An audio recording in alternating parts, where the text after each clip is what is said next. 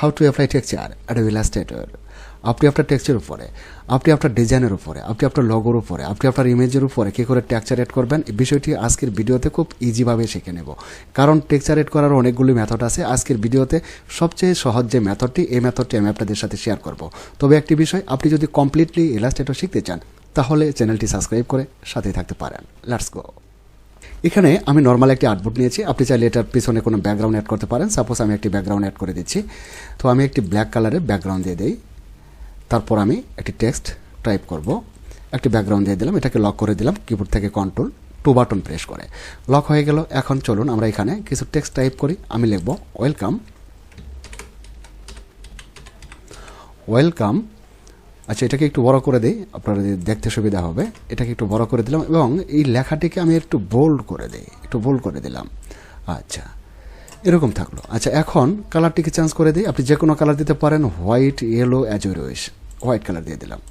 আচ্ছা, তারপরে আরেকটি লাইন টাইপ করব। আচ্ছা, এখানে টাইপ করব আমি 2023। এটাকে একটু বড় করে দিই। হ্যাঁ, এটাকে একটু বড় করে দিই। আচ্ছা, এরকম থাকলো। এখন যদি আপনি এটার উপরে টেক্সচার অ্যাড করতে চান তবুও পারেন। আপনি যদি এটাতে 3D অ্যাপ্লাই করতে চান তবুও পারেন। চলুন একটু 3D করে নেই। আচ্ছা, এভাবে দুটি টেক্সটকে আমি একসাথে মার্ক করলাম। মার্ক করার পর উইন্ডোতে আসার পরে উইন্ডো থেকে আমরা যাব 3D ম্যাটেরিয়ালস। এখান থেকে 3D ম্যাটেরিয়ালসে ক্লিক করে দিন। 3D materials. তো এখান থেকে আপনি এখানে যে ম্যাটেরিয়ালসের যে অপশনটি দেখতে পাচ্ছেন, ম্যাটেরিয়ালসের এই অপশনে ক্লিক করে দিন।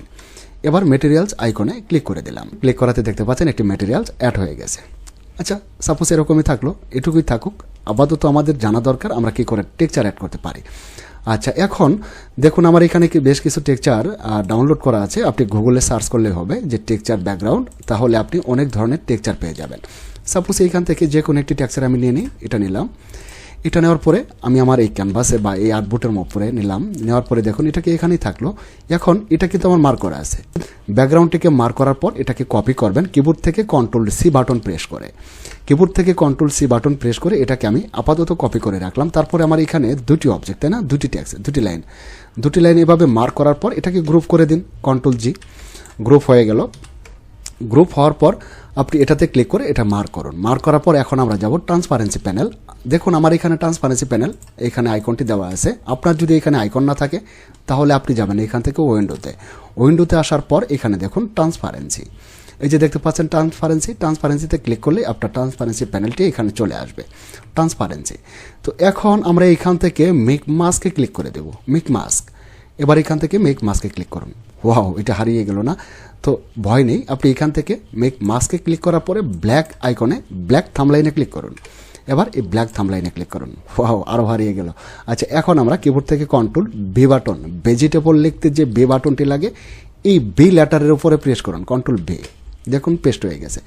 এখন এটাকে ধরে আপনি আপনার কাঙ্ক্ষিত জায়গায় এভাবে বসিয়ে দিন। আচ্ছা, আমি আর একটু বড় করে দিই এটাকে। তার মানে এটা আমার ব্যাকগ্রাউন্ডটা বড় হচ্ছে। হ্যাঁ, ব্যাকগ্রাউন্ডটা আরেকটু বড় করে দিলাম। ওয়াও, এখন দেখুন এই টেক্সচারটি এখানে অ্যাপ্লাই হয়ে গেল, অ্যাড হয়ে গেল। আপনি যদি এখান থেকে বেরিয়ে আসতে চান তাহলে এখান থেকে হোয়াইট আইকনে ক্লিক করুন। এবার এখান থেকে হোয়াইট থাম্বলাইন। ওয়াও, হয়ে গেল। তো এইভাবে আপনি যে কোনো কালারের উপরে, আপনার যে কোনো টেক্সটের উপরে, আপনার যে কোনো ডিজাইনের উপরে এভাবে এই টেক্সচারগুলো অ্যাড করতে পারেন। শেষ করবো আজকের ভিডিও। পরিশেষে আপনাদের প্রত্যেকের সুস্বাস্থ্য এবং নেক হায়াত দানে প্রার্থনা মহান রাব্বুল আলামিনের দরবারে রেখে আজকের ভিডিও এখানেই শেষ করছি। আল্লাহ হাফেজ।